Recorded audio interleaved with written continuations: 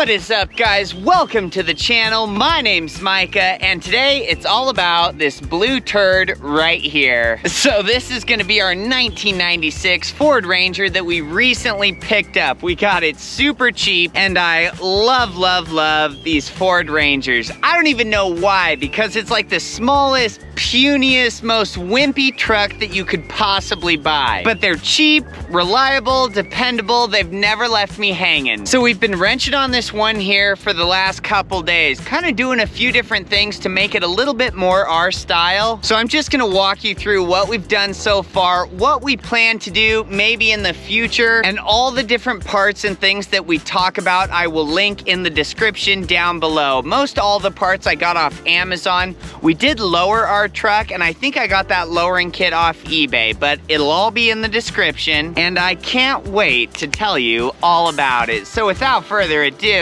let's rip into it. So first things first, we gotta do a little walk around. I'll give you some details on the truck, let you kind of know the trim and model of Ranger that we got. So in front of us here, we have the 1996 single cab XLT Ranger. This one's gonna have just the 2.3 liter 4-cylinder engine.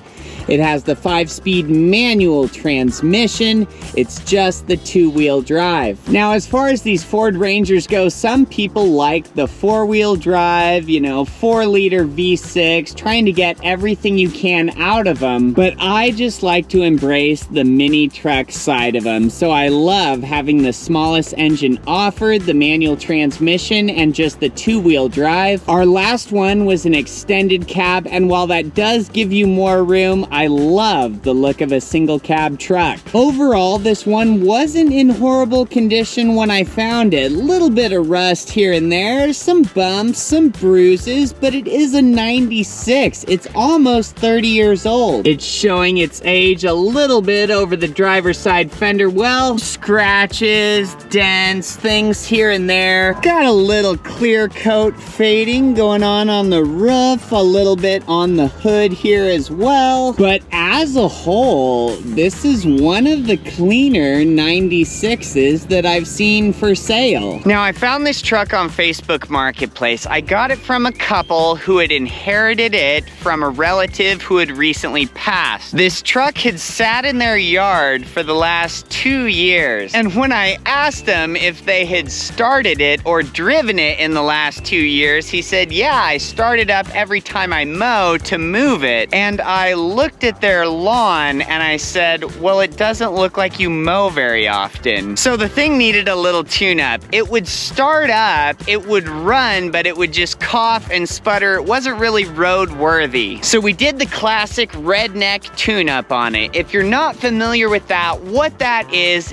just taking a whole bottle of Seafoam, pouring it in the gas tank, and driving it like you stole it for a couple days. That's exactly what we did. The thing runs like it's brand new now. So now we'll just go over some of the parts that we've put on this truck, everything we've done to it so far. We'll start at the front and just work to the back. So the first thing that we had to do was new headlights. With this truck being almost 30 years old, the stock headlights were not good on it. So we got these off Amazon. There is so many different headlights on Amazon that you could get, and they all range in price from about $50 to $100. I elected to go with these. So they have just a chrome housing, the clear lenses. They do have a slight little amber reflector on the side there, but they look really clean, with this having a pretty good condition chrome bumper.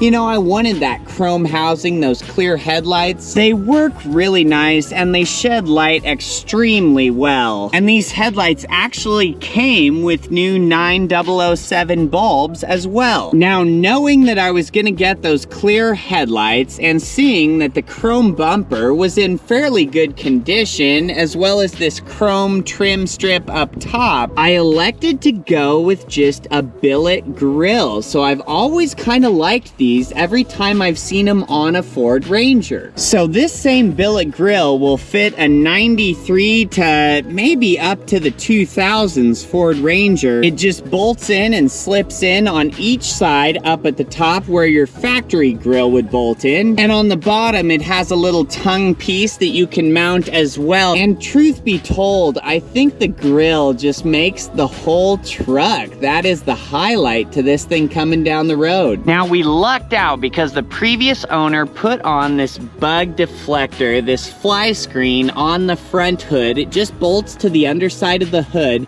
And I would have gotten one of these for our truck even if it didn't have it when I bought it. They just look slick. I don't know. You either love or hate those, and I absolutely love them. Now, as we move on back here, we are going to come to the rain guards on the window. Another great addition by the previous owner, but I think those add to the aesthetic. They're kind of a smoked out color. They're flared out a little bit. They look super nice. Now, since we did the new crispy headlights, of course we had to do the taillights as well. There is 1,000,001 different taillights that you could get for these Ford Rangers, so it was quite the search to find the right ones. I ended up going with these LED ones that have kind of a chrome housing underneath a smoked lens. So there is no amber lights to these. The top is just going to be a red, the middle is red, and then your reverse light is a crystal white. And it seems like the price on these will fluctuate. You know, they're between $50 and $100, closer to the 50, I believe. Now this truck uses a third brake light as well, so we did get a matching one. So bringing you in closer here, you can see that it's that same chrome housing with the smoked lens.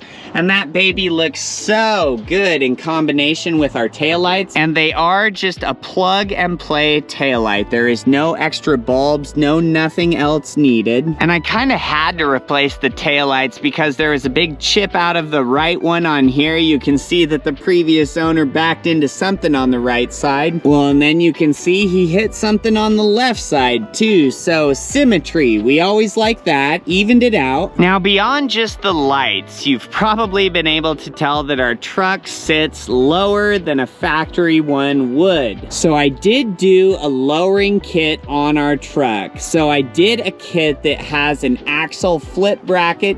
So in the rear, you flip that leaf spring to be under the rear axle. So that kit lowers the rear of your truck 5 inches, and it comes with different coil springs to lower the front 3 inches. So that's going to be about a perfect level lowering kit for these Ford Rangers to drop them 5 in the rear and 3 in the front. And we just did this lowering kit. I mean, it's all been so recent that the front springs are probably going to settle a little bit. It might drop another inch in the front. Now that kit doesn't make the body of our truck too low that we'd be worried about high centering or scraping on speed bumps. And if we look down at the front, we've got plenty of clearance there as well, so you never have to be worried about scraping on anything, any hills or inclines with this lowering kit. It's still a very practical truck that you could daily drive absolutely anywhere. I would drive this to the ocean right now, and I live in Nebraska. But I'll try and slip you under here so you can see those axle flip brackets that switch that leaf spring to mount under the axle instead of over it. So if we come on under the driver's side here,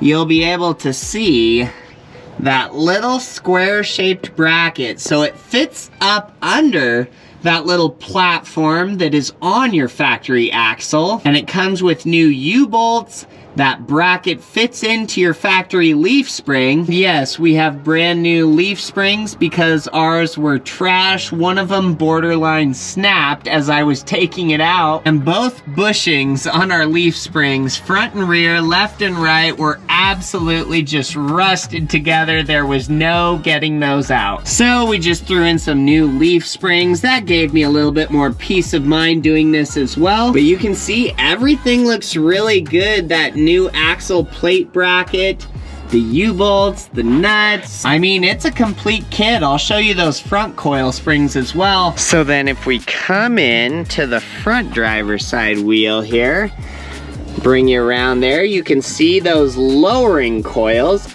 And so those go in just exactly like your factory coils would sit. Now, if you do a 3.5 lowering kit, that's what they call the kit that we got, a 3.5, because it drops it 3 inches in the front, 5 in the rear. So if you do one of these 3.5 lowering kits and you decide that you want your truck even lower than it sits after you install that kit, you can absolutely go lower still. So the way that you will do that is on the rear part of that leaf spring, it comes up and it hooks into a shackle that's on the rear. And so you can replace that shackle for a shorter one, and so you can drop the rear of your truck another 1, 2, and then there's options to drop the front more as well. So you can do a different lower control arm that will drop the front even further than the 3 inches. And that's how I would go about that if you want to lower the front even more, getting that different lower control arm, because while you want that front as low as it can be, you want as much coil spring as you can get, because that's going to be your suspension, right? The shorter that coil spring is,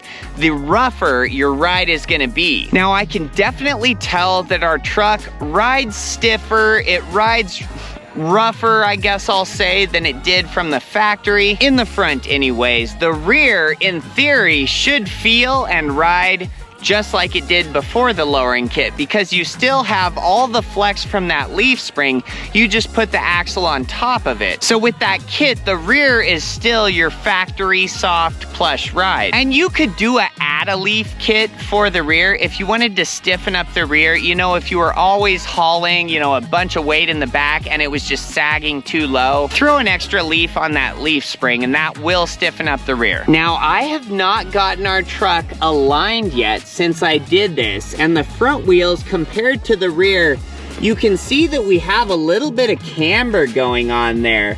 You know, those wheels are kind of angled in a little bit, which I do love the look of that. It just makes your truck look like a little custom kind of lowrider. But the good thing about these 3.5 drops is with you just dropping the front 3 inches with that coil spring, your truck is still alignable. Whereas if you lower the front of your Ford Ranger more than 3 inches, you're getting into some dangerous territory in that you may not be able to get it aligned, which is not really a huge deal. It probably doesn't even matter to most people. I am never going to align our truck.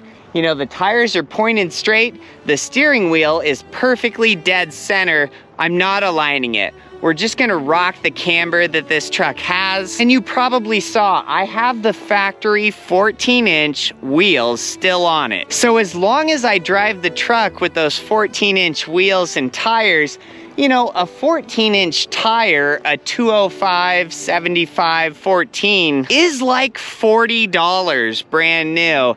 So even if I shred through tires, you know, say after 1 or 2 years, the whole inside of that tire gets bald and the outside still has plenty of tread, like whatever, that's $80 every 2 years for a new set of front tires to have this truck lowered and just drive it as is. And of course, we lucked out. We got the blue exterior, the blue interior. I love those blue on blue Rangers. We got the skull stick shifter, super hardcore, and then it just has the factory cassette player still. So I did get one of those cassette player aux cords off Amazon, so that was $8. So now I can just plug in my phone and play whatever music I want. So that was a win. Gosh, I love this truck to death. Well, and that should about wrap it up. That's kind of where we're at on the truck for now. As far as things down the road that I'm kind of scheming and thinking about, you know, I would like to do different wheels, you know, something. I'll probably stay with a smaller wheel. I mean, I do like some of those lowered Rangers that have a really nice, you know, 5-spoke 18-inch wheel. So something to think about there. And of course, it's always in the back of my mind, should I lower it down? Should I drop it a little bit further? So I'm gonna keep driving it the way it sits right now. You know, if down the road we do end up getting those different shackles, getting those different lower control arms to bring the rear down a little more, to bring the front down to match it, you know, I will make a video on that if we decide to go that direction. So it's just super fun. I love wrenching on these old Rangers. So comment if you guys have any questions at all. Otherwise, like the video if this helped you out, subscribe if you guys want to see more, and until next time, have a wonderful night, guys.